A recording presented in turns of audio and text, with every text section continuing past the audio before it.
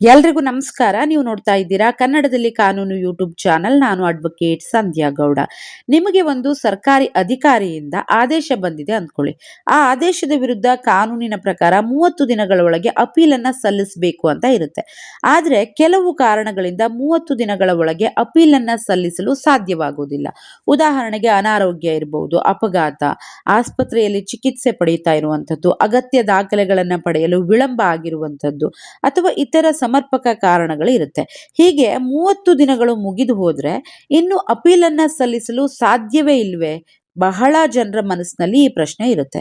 ಈ ಪ್ರಶ್ನೆಗೆ ಸಂಬಂಧಿಸಿದಂತೆ ಸುಪ್ರೀಂ ಕೋರ್ಟ್ ನೀಡಿರುವ ಮಹತ್ವದ ತೀರ್ಪು ಅಂದ್ರೆ Jittu Yadav versus state of Chhattisgarh. ಇದನ್ನ ತುಂಬಾ ಸರಳವಾಗಿ ಅರ್ಥ ಮಾಡ್ಕೊಳ್ಳೋಣ.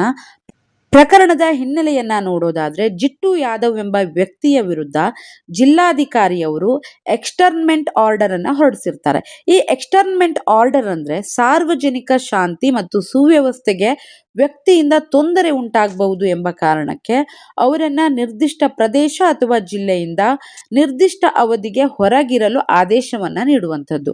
ಇಂತಹ ಆದೇಶ ವ್ಯಕ್ತಿಯ ಸಂಚಾರದ ಸ್ವಾತಂತ್ರ್ಯ, ಜೀವನೋಪಾಯ ಮತ್ತು ವೈಯಕ್ತಿಕವಾಗಿರುವಂತಹ ಒಂದು ಹಕ್ಕುಗಳ ಮೇಲೆ ಪರಿಣಾಮವನ್ನ ಬೀರುವ ಸಾಧ್ಯತೆ ಇರುತ್ತೆ. ಈ ಆದೇಶದ ವಿರುದ್ಧ ಸಂಬಂಧಪಟ್ಟ ಕಾನೂನಿನ ಪ್ರಕಾರ 30 ದಿನಗಳ ಒಳಗೆ ರಾಜ್ಯ ಸರ್ಕಾರಕ್ಕೆ ಅಪೀಲನ್ನ ಸಲ್ಲಿಸಬೇಕಾಗಿತ್ತು. ಆದ್ರೆ ಜಿಟ್ಟು ಯಾದವ್ ಅವರು ಸುಮಾರು 50 ದಿನಗಳ ನಂತರ ಅಪೀಲನ್ನ ಸಲ್ಲಿಸ್ತಾರೆ. ಅಂದ್ರೆ ಸುಮಾರು 20 ದಿನಗಳ ವಿಳಂಬ ಆಗಿತ್ತು. ರಾಜ್ಯ ಸರ್ಕಾರ ಅವರ ಅಪೀಲನ್ನ ಪರಿಗಣಿಸಲಿಲ್ಲ. ಕಾರಣ 30 ದಿನಗಳ ಕಾಲಮಿತಿ ಮುಗಿದಿದೆ ಎನ್ನುವಂಥದ್ದು. ಅವರು ಹೈಕೋರ್ಟ್ಗೆ ಹೋಗ್ತಾರೆ. ಹೈಕೋರ್ಟ್ ಕೂಡ ಅವರ ಪರವಾಗಿ ತೀರ್ಮಾನವನ್ನ ನೀಡೋದಿಲ್ಲ. ಕೊನೆಗೆ ಅವರು ಸುಪ್ರೀಂ ಕೋರ್ಟ್ನ ಮೊರೆ ಹೋಗ್ತಾರೆ.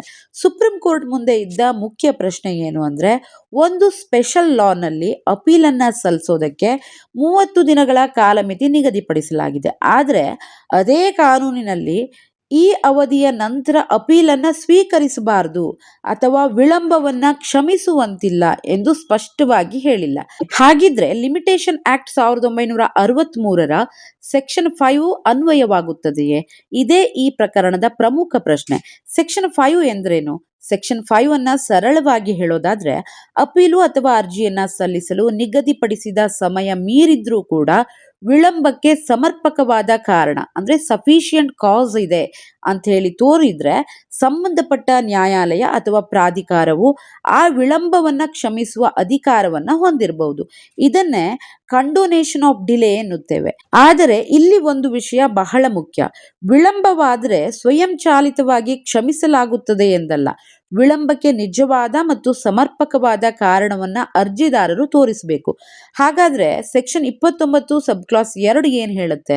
ಇದು ಈ ಪ್ರಕರಣದ ಅತ್ಯಂತ ಪ್ರಮುಖ ಅಂಶ. ಲಿಮಿಟೇಷನ್ ಆಕ್ಟ್ ನ ಸೆಕ್ಷನ್ 29 ಸಬ್ ಕ್ಲಾಸ್ 2ರ ಪ್ರಕಾರ ಒಂದು ಸ್ಪೆಷಲ್ ಅಥವಾ ಲೋಕಲ್ ಲಾ ತನ್ನದೇ ಆದ ಲಿಮಿಟೇಷನ್ ಪೀರಿಯಡ್ ಅನ್ನ ನಿಗದಿಪಡಿಸಿದ್ರು ಕೂಡ ಲಿಮಿಟೇಷನ್ ಆಕ್ಟ್ ನ ಕೆಲವು ವಿಧಿಗಳು ಅನ್ವಯಿಸಬಹುದು. ಆದ್ರೆ ಆ ಸ್ಪೆಷಲ್ ಲಾ ಆ ವಿಧಿಗಳನ್ನ ಸ್ಪಷ್ಟವಾಗಿ ಹೊರತುಪಡಿಸಿದ್ರೆ ಅಥವಾ ಅದರ ಒಂದು ಸ್ಕೀಮ್ ಮೂಲಕ ಅವು ಅನ್ವಯಿಸುವುದಿಲ್ಲ ಎಂಬುದು ಸ್ಪಷ್ಟವಾಗಿದ್ರೆ ಪರಿಸ್ಥಿತಿ ಬದಲಾಗುತ್ತದೆ.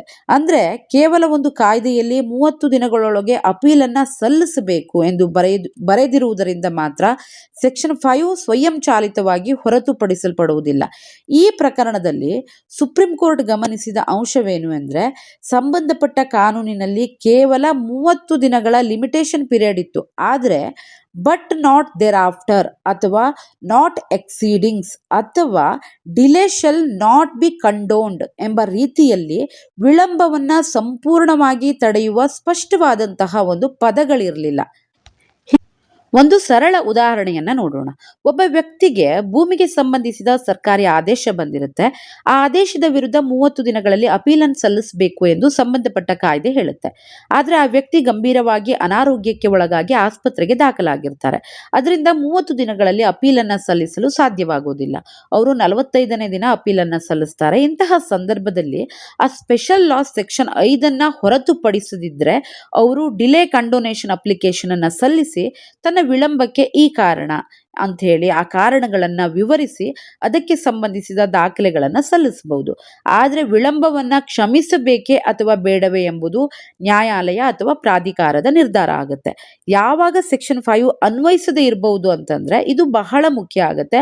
ಪ್ರತಿಯೊಂದು 30 ದಿನಗಳ ಲಿಮಿಟೇಷನ್ಗೂ ಕೂಡ ಈ ತೀರ್ಪನ್ನು ಅನ್ವಯಿಸೋದಕ್ಕೆ ಸಾಧ್ಯ ಇಲ್ಲ.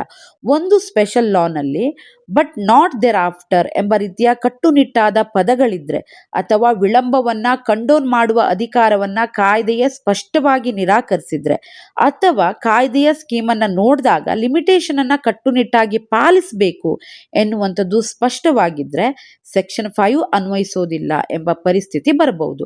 ಆದ್ದರಿಂದ 30 ದಿನ ಮೀರಿದ್ರೆ ಯಾವಾಗ ಬೇಕಾದರೂ ಅಪೀಲನ್ನು ಸಲ್ಲಿಸಬಹುದು ಎಂದು ಈ ತೀರ್ಪನ್ನ ಅರ್ಥ ಮಾಡ್ಕೊಳ್ಬಾರ್ದು. ಈ ತೀರ್ಪಿನ ಮುಖ್ಯ ಟೇಕವೇ ಏನು ಅಂತಂದ್ರೆ ಯಾವುದೇ ಸ್ಪೆಷಲ್ ಆಕ್ಟ್ ಅಡಿಯಲ್ಲಿ ಅಪೀಲನ್ನ ಸಲ್ಲಿಸುವಾಗ 30 ದಿನ ಮುಗಿದಿದೆ, ಆದ್ರಿಂದ ಅಪೀಲು ಸಾಧ್ಯವೇ ಇಲ್ಲ ಎಂದು ತಕ್ಷಣ ನಿರ್ಧರಿಸಬಾರದು. ಮೊದಲು 3 ವಿಷಯಗಳನ್ನ ಪರಿಶೀಲಿಸಬೇಕು. ಮೊದಲನೇದು, ಆ ಸ್ಪೆಷಲ್ ಲಾನಲ್ಲಿ ಸೆಕ್ಷನ್ 5 ಅನ್ವಯಿಸೋದನ್ನ ಹೊರತುಪಡಿಸಲಾಗಿದೆಯೇ. ಎರಡನೇದಾಗಿ, ಬಟ್ ನಾಟ್ ದೇರ್ ಆಫ್ಟರ್ ಅಥವಾ ಇದೇ ರೀತಿಯ ಕಟ್ಟುನಿಟ್ಟಾದ ಪದಗಳು ಇವೆಯಾ. ಮೂರನೇದಾಗಿ, ಡಿಲೇ ಕಂಡೋನೇಷನ್ಗೆ ಕಾಯ್ದೆಯಲ್ಲಿ ಯಾವುದೇ ನಿರ್ಬಂಧವಿದೆಯಾ. ಇವುಗಳನ್ನ ಪರಿಶೀಲಿಸಿದ ನಂತರವೇ ನೀವು ನಿರ್ಧಾರವನ್ನ ತೆಗೆದುಕೊಳ್ಬೇಕು. ಈ ತೀರ್ಪು ನಮಗೆ ನೀಡುವಂತಹ ಸಂದೇಶ ಅಂದ್ರೆ ಕೇವಲ ಲಿಮಿಟೇಷನ್ ಪೀರಿಯಡ್ ಮುಗಿದಿದೆ ಎಂಬ ಕಾರಣಕ್ಕೆ ಪ್ರತಿಯೊಂದು ಪ್ರಕರಣದಲ್ಲೂ ಅಪೀಲಿನ ಬಾಗಿಲು ಶಾಶ್ವತವಾಗಿ ಮುಚ್ಚುತ್ತದೆ ಅಂತ ಹೇಳಲಿಕ್ಕೆ ಸಾಧ್ಯವಿಲ್ಲ. ಕಾಯ್ದೆಯ ವರ್ಡಿಂಗ್ ಏನಿದೆ ಅದು ಮುಖ್ಯ ಆಗುತ್ತೆ. ಈಗ ಸೆಕ್ಷನ್ 29 ಸಬ್ ಕ್ಲಾಸ್ 2, ಸೆಕ್ಷನ್ 5 ಮತ್ತು ಸಂಬಂಧಪಟ್ಟ ಸ್ಪೆಷಲ್ ಲಾ ಈ ಮೂರನ್ನ ಕೂಡ ಒಟ್ಟಿಗೆ ಓದಬೇಕು. ಮತ್ತು ಮುಖ್ಯವಾಗಿ ವಿಳಂಬಕ್ಕೆ ಸಫಿಷಿಯಂಟ್ ಕಾಸ್ ಇರಬೇಕು, ಅಂದ್ರೆ ಸಮರ್ಪಕ ಕಾರಣ ಇರಬೇಕು. ಅಂದ್ರೆ ಕೇವಲ ನನಗೆ ಗೊತ್ತಿರಲಿಲ್ಲ ಅಥವಾ ವಕೀಲರನ್ನ ಸಂಪರ್ಕಿಸಲು ಆಗಲಿಲ್ಲ ಅಂತ ಹೇಳೋದಷ್ಟೇ ಸಾಕಾಗೋದಿಲ್ಲ. ವಿಳಂಬಕ್ಕೆ ಸಮರ್ಪಕವಾದ ನಂಬಬಹುದಾದ ಕಾರಣವನ್ನ ತೋರಿಸಬೇಕಾಗತ್ತೆ. ಕೊನೆಯದಾಗಿ ನಿಮ್ಮ ಯಾವುದೇ ಒಂದು ಅಪೀಲು 30 ದಿನ ಮೀರಿದೆ ಎಂದ ತಕ್ಷಣ ಇನ್ನು ಏನು ಮಾಡೋದಕ್ಕೆ ಸಾಧ್ಯನೇ ಇಲ್ಲ ಅಂತ ಹೇಳಿ ನಿರಾಶರಾಗಬೇಡಿ. ಅದೇ ಸಮಯದಲ್ಲಿ ಸುಪ್ರೀಂ ಕೋರ್ಟ್ ಏನು ಹೇಳಿದೆ ಅಂದ್ರೆ 30 ದಿನ ಮೀರಿದ್ರೂ ಕೂಡ ಯಾವಾಗ ಬೇಕಾದ್ರೂ ಅಪೀಲನ್ನ ಮಾಡಬಹುದು ಅಂತ ಹೇಳು ಕೂಡ ಭಾವಿಸಬೇಡಿ. ಮೊದಲು ಸಂಬಂಧಪಟ್ಟ ಸ್ಪೆಷಲ್ ಲಾ ಏನು ಹೇಳುತ್ತೆ ಎಂಬುದನ್ನ ಪರಿಶೀಲಿಸಬೇಕು.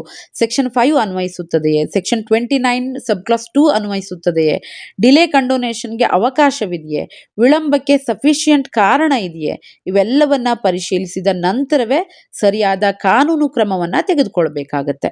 ಸೊ ನೋಡಿದ್ರಲ್ಲ, ಈ ತೀರ್ಪು ನಿಮ್ಗೆಲ್ಲ ಅರ್ಥ ಆಗಿದೆ ಅನ್ಕೋತೀನಿ.